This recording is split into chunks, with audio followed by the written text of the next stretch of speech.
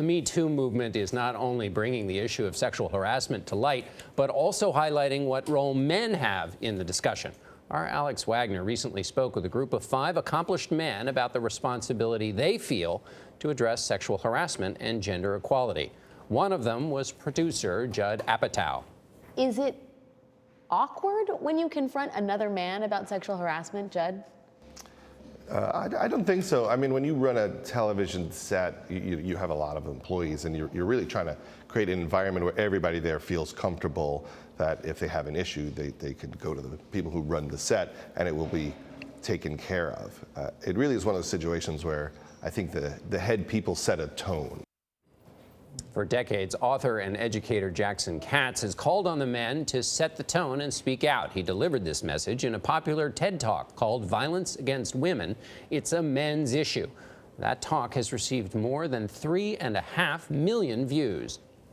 There's so many men who care deeply about these issues, but caring deeply is not enough. We need more men with the guts, with the courage, with the strength, with the moral integrity to break our complicit silence and challenge each other and stand with women, not against them. Jackson Katz is the founder and president of MVP Strategies. He's provided sexual harassment and violence training for several sports teams and the military. Good morning. Good morning. It's a men's issue. What does that mean? It means that historically people have seen issues like sexual harassment and domestic violence and sexual assault as women's issues that some good men help out with, but a big part of my work is helping people to think differently about this subject, and I would say that these aren't women's issues that good men help out with, they're actually men's issues.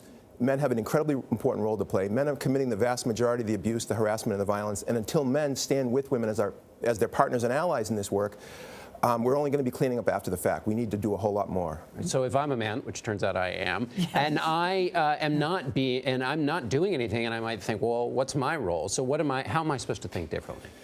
All men, I think, at all levels of society and whatever their sphere of influence, have to make it clear to the people around them that abusing women in any way, verbally, emotionally, physically, sexually, is unacceptable, not just because it's illegal and they're going to get in trouble, but because the peer culture doesn't accept it, other men as well as women don't accept it. This is a message that adult men need to be sending, not just to each other, although that's true, but to young men and boys who have to hear it from men as well as women, that the way to treat women, treating women with respect is not an option. It is mandatory. It's just how you treat people with respect and dignity. And if you don't do it, you're going to be in trouble, not just, again, with the authorities, but with your friends, with your peers, with your teammates, with your classmates, with your colleagues.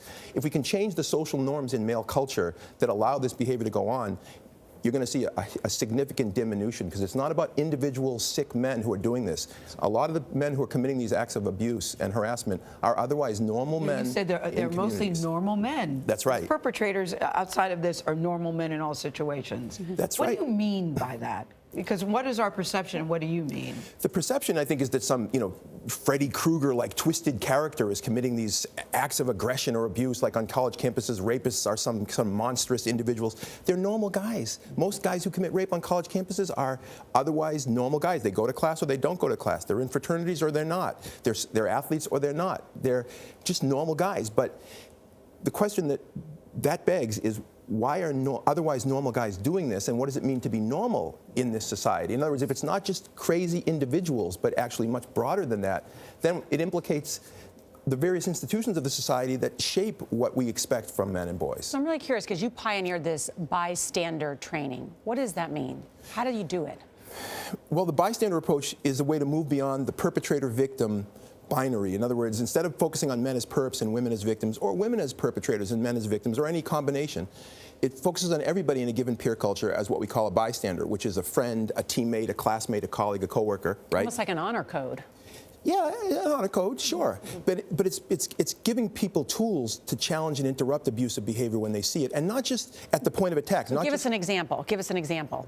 You're a guy and you're hanging out with a group of guys and there are no women in the room, and one or two of the guys start making sexist and degrading comments about girls or women.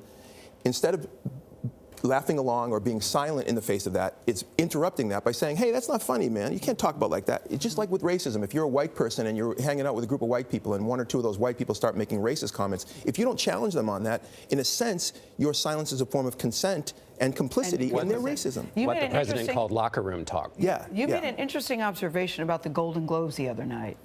that I hadn't thought of until you pointed it out. Yeah, the Golden Globes was an incredible moment. It wasn't just because of the awards for the people who did great work. It was an incredible historical and cultural moment where so many women were coming forward and talking publicly in a very, with a bright spotlight about not only experiences that they had had, but highlighting the experiences of women all over the world. And it's a great historical moment, but yet all the men who came up to get awards and present didn't say anything. They didn't say anything. And on the red carpet, yes, some of them said, we support women. I'm very proud of her.